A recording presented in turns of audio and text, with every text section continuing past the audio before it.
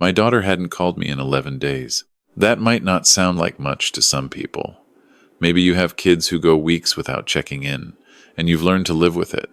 But Claire wasn't like that. Every Sunday evening, without fail, she called me. We'd talk for 20, sometimes 30 minutes. About nothing, really. The weather in Sudbury, how her garden was doing, what her boys had eaten for dinner. Small things. The kind of small things that hold a family together. When the first Sunday passed without a call, I told myself she was busy. Her husband Daniel had a habit of planning last-minute weekend trips up to their cottage near Parry Sound, and cell reception up there was unreliable at best. I left a voicemail and didn't think much more about it. When the second Sunday came and went with nothing, something shifted in my chest. I called her cell phone 3 times that evening, went straight to voicemail each time. I called the house landline, they still had one, which Claire always joked made them the last family in Ontario to do so. It rang and rang. No answer. I was sitting in my kitchen in Barrie with a cup of tea going cold in front of me, and I told myself I was being an old fool. She was 41 years old. She had a husband, 2 sons, a life that didn't revolve around Sunday phone calls with her father. I told myself that, but I've been on this earth for 67 years, and I've learned that when something feels wrong, it usually is. I called my grandson first. Noah was 14, old enough to have his own phone. It rang 4 times and went to voicemail. I tried the younger one. Evan, 12 years old, just got his first phone in September. Same thing. Voicemail. I tried Daniel's cell number. It rang twice, then disconnected. Not voicemail, just disconnected, like he'd seen my name and ended the call. I set the phone down on the kitchen table and looked at it for a long time. Daniel and I had never been close. That was the polite way to put it. From the first time Claire brought him home, there had been something about the man I couldn't warm to. He was charming in a way that felt rehearsed, generous in public and short-tempered in private. I'd seen the way his face changed when no one else was looking. Claire had met him at a conference in Toronto about 12 years ago. He worked in commercial real estate and made good money. He was quick to remind you of that. Within 2 years they were married, and within 5 they'd moved from the small apartment in Toronto to a house in Barrie that I always thought was too large for a family of 4, though Daniel seemed to disagree. I tried to keep the peace over the years, for Claire's sake, for the boys, but there had been moments, a Christmas dinner where he spoke to her in a voice that made the whole table go quiet, a summer barbecue where I saw her flinch when he put his hand on her shoulder moments. I had filed away and tried not to look at too closely. Now those moments were all I could think about. On the 3rd Monday, I drove to her workplace. Claire was a dental hygienist at a clinic on Dunlop Street, had been there for 9 years. I walked in and asked the receptionist if Claire was in that day. The young woman behind the desk looked at her screen, then looked at me, and there was something careful in her expression. She told me Claire had called in sick at the start of the week, and that they hadn't heard from her since. They'd been trying to reach her themselves. She asked if I was family, and when I said I was her father, she came around the desk and lowered her voice. She said one of the other hygienists had texted Claire several times with no response. She said she was a little worried. I walked back to my truck and sat in the parking lot for 10 minutes. 11 days. No calls, no texts. Her workplace hadn't heard from her. Her husband had hung up on me. I drove to the house. It was a Tuesday afternoon in late October, and the leaves had come down off the maples that lined their street. The house looked the same as it always did, brick 2-story, attached garage. Claire's container garden on the front porch now gone brown and frost-killed for the season. Daniel's black Audi was in the driveway. I pulled up to the curb and sat there. I rang the doorbell. Nothing. I knocked. Nothing. I stepped back and looked up at the windows and thought I saw a curtain move on the 2nd floor, but I couldn't be sure. I was about to leave when I heard something. It was faint, coming from inside the garage. A sound I couldn't immediately identify, a kind of soft, irregular thumping, like something moving, something shifting its weight. I pressed my ear to the side door of the garage and held my breath. And then I heard it clearly. A voice. Small and tired and unmistakably my grandson's voice. Grandpa. I don't know how he heard me, or how he knew I was there. Maybe he'd seen my truck from some window I hadn't noticed. Or maybe after 11 days locked in the dark, he'd learned to hear every footstep outside. All I know is that when I heard him say that word, something cold moved through me that had nothing to do with the October air. Noah, Noah, I'm here. Are you hurt? No. A pause. Then, Heaven's asleep. He's really tired, Grandpa. I tried the door. Locked. I looked around the side of the house and found a window at ground level. partially blocked by an old recycling bin. I moved the bin and tried the window. It slid open, old latch. Hadn't been replaced in years. I'd always told Daniel to fix it. I climbed through, which at 67 is not something I'd recommend to anyone, and found myself in the unfinished side of the garage. The finished side, where the cars would normally sit, was separated by a heavy interior door, and that door had a padlock on it. From the inside, I called through the door. I told Noah to move away from it, and I found a rusted bolt cutter hanging on the wall among Daniel's tools. He'd never been a man who used his tools, just liked to own them, and I cut the padlock off in 3 attempts.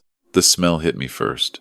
Stale air, unwashed clothes, and underneath it something sour and frightened. The finished garage had been converted into a makeshift room at some point. There was a folding cot against one wall, a battery-powered lantern, and a cardboard box with some food in it. Crackers, granola bars, a few juice boxes. On the cot, curled under a Leafs blanket that I recognized from Claire's linen closet, was Evan. Noah was standing by the door. He was wearing a hoodie 2 sizes too big, and his face was pale and thinner than when I'd last seen him at Thanksgiving. He looked at me for a moment, and then walked forward and pressed his face against my chest, and didn't say anything. I held him and looked around the room and tried to understand what I was seeing. "Where's your mother?" I said. He pulled back and looked at me with an expression no 14-year-old should have. Like he was deciding how much to tell me. Like he'd been carrying something and was calculating whether I was strong enough to take the weight. "Dad said she went away," he said. "He said she left us." Evan stirred on the cot. When he saw me, he sat up fast, confused and frightened. And then his face crumpled and he started to cry in that exhausted way that means a person has already used up all their regular crying and this is what's left. I sat between my grandsons on that cot for a few minutes. I kept my voice steady. I asked them simple questions. I found out they had been in that garage for 4 days, which Daniel had framed as some kind of punishment. He'd told them they were being kept there until they learned to behave. He'd given them the food box and the lantern and a bucket, and he'd padlocked the door. I found out that before the garage, there had been 2 weeks of something worse inside the house. Claire gone. Daniel's girlfriend, a woman named Stephanie, whom Noah described with the flat precision of a teenager who had been observing adults long enough to understand what he was seeing, had moved into the house within days of Claire's disappearance. The boys had been told their mother had chosen to leave, that she didn't want them anymore. I called 911. I told them I'd found my grandsons locked in a garage at this address and that I needed police and paramedics. Then I called my son-in-law's number. This time he picked up. I told him what I had found. I told him the police were coming. I kept my voice very even, because I am 67 years old and I have learned that anger is most useful when it's quiet. He hung up again. The police arrived in 8 minutes. 2 cruisers, then an ambulance. They took statements from me and from Noah, who gave his account with a clarity that I think surprised the officers. Evan was checked over and treated for mild dehydration. Neither boy had been physically harmed beyond the confinement, but the paramedic who spoke with me privately used words like psychological assessment and follow-up support, and looked at me with the kind of measured concern that told me she was keeping the larger worry to herself. The officers went to the front door of the house. Daniel wasn't there.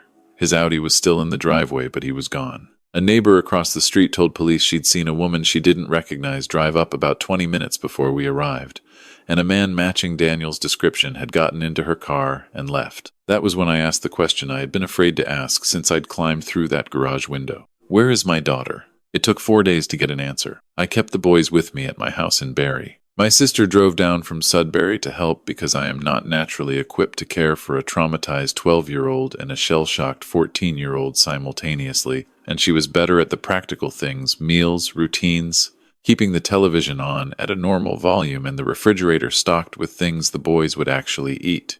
I sat with the investigating officer, a detective sergeant named Fournier, on 2 separate occasions. She was a careful, methodical woman who told me only what she was able to tell me, which in those first 4 days was not much. They were looking for Claire. They had located Daniel's vehicle in a parking structure near the Allendale Waterfront GO station. They were looking for Stephanie. On the 5th day, Detective Fournier called me and asked me to come to the station. Claire had been found alive. She was in a hospital in Barrie. She had been found by a maintenance worker in a rented storage unit on the south end of the city. The unit was registered in the name of a numbered company that traced back, through a chain of holding entities, to Daniel. She'd been held there for nearly 3 weeks, sedated and confined. She had a fractured wrist that had not been treated. She was dehydrated and disoriented. She was alive. I am not a man who cries easily. I sat in that chair across from Detective Fournier, and I pressed my hands flat on my knees, and I breathed very deliberately for about 30 seconds. She waited. She had the decency not to say anything. The story that emerged over the following weeks was this. Daniel had been having a relationship with Stephanie for over 2 years. Stephanie was younger, worked in his office, and had been, by all accounts, a willing partner in what followed. The plan, as best as investigators could reconstruct it, had been built around Claire's life insurance policy, a $750,000 policy that Daniel was the sole beneficiary of and which had been taken out 4 years earlier, at his insistence. Claire had told me about the policy at the time and said Daniel had presented it as responsible financial planning. She'd had no reason to question it. The plan had involved staging Claire's disappearance as a voluntary abandonment, telling the boys she'd left, telling colleagues she'd had a breakdown and left the province, even drafting a message from her phone to her closest friend saying she needed space and not to look for her. The friend had been uneasy about it, but had respected what she thought was Claire's wish. It was that friend, actually a woman named Pam who'd known Claire since university, who had first reached out to me about 3 weeks in, not knowing I was already looking. She said something hadn't felt right. She said Claire would never have sent a message like that without a phone call first. The intention, Fournier explained carefully, had been to eventually report Claire missing, wait the required period, and pursue a declaration of death. It was a scheme built on patience and paperwork, and the assumption that no one would push hard enough. They had not counted on an old man from Barrie who was used to Sunday phone calls and didn't know how to let one go. The trial took place the following spring, at the Barrie courthouse on Worsley Street. I attended every day. Noah and Evan were not required to testify. Their statements had been taken and incorporated into the record, but Noah asked if he could come on the day closing arguments were made. He was 15 by then. I said it was his choice, and he sat beside me in that gallery in a shirt and tie, watching the proceedings with the same careful expression he'd had in that garage. Daniel's lawyer attempted to characterize the confinement of the boys as a misguided but not criminal response to a family in crisis. The Crown prosecutor, a composed woman named Miss Tran, took that argument apart methodically. The evidence was extensive. Cell phone records, financial records, a text message exchange between Daniel and Stephanie that had been recovered from a deleted backup in which they discussed the storage unit by name, a witness from the storage facility who testified that a man matching Daniel's description had accessed the unit on multiple occasions. Daniel was convicted on charges, including forcible confinement, conspiracy, and criminal negligence causing bodily harm. Stephanie was convicted on related charges. Sentencing was 4 months after conviction. I won't repeat the exact words Daniel said when the verdict was read, because they are not worth preserving. He looked at me as he was being escorted out, and whatever he saw in my face must not have given him the satisfaction he was looking for, because he looked away first. Claire's recovery took longer than any of us had hoped, and shorter than we had feared. The physical injuries healed within a few months. The other things took longer. She saw a therapist twice a week for the first year. She moved back into a smaller place, an apartment on the east side of Barrie, modest, with a second bedroom that she set up for the boys when they stayed with her. She planted a container garden on the balcony the following spring, the same kind she'd had on the front porch of the house.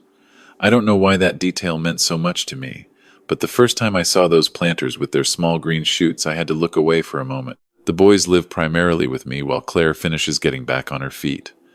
It's not what any of us planned. I'm 67 years old, and there are evenings when I fall asleep in my chair before the news is over and I wake up to find Evan has turned off the television and put a blanket over me without saying anything.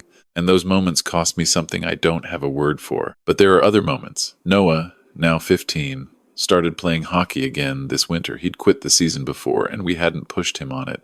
But he came to me in November and said he wanted to register. I drove him to the rink at 6 in the morning every Tuesday and Thursday, and I sat in the cold stands with my coffee and watched him, and the particular sound of skates on fresh ice became one of the better sounds of my week. Evan started talking again in the way he used to too much, about everything, the way 12-year-olds do when they feel safe enough to fill the silence. He has opinions about hockey, video games, which Tim Horton's location in Barrie makes the best double-double, and the correct way to build a proper snowman, which he demonstrated in my backyard in January with significant authority. There is a thing people say about families that they are complicated, that love is not enough, that good intentions don't protect against damage. I have found all of that to be true, but I have also found this, that the smallest act of showing up, of not accepting silence as an answer, of driving to a house because something feels wrong. That smallest act can be the thing that holds everything together. I almost didn't go. I sat in my kitchen with my cold tea and my worry, and I told myself I was being foolish, that she was a grown woman, that she didn't need her father making assumptions and showing up unannounced. I'm glad I went. If you're listening to this and something feels wrong, a call you haven't gotten, a message that doesn't sound right, a silence that has gone on just a little too long, don't talk yourself out of it. Go. Make the drive. Knock on the door. Sometimes the only thing standing between someone you love and the worst thing imaginable is the fact that you refuse to mind your own business. My daughter calls me every Sunday now. We talk for 20, sometimes 30 minutes. About nothing, really. The weather, the boys, what she's been planting on her balcony. Small things. I pick up on the first ring, every time.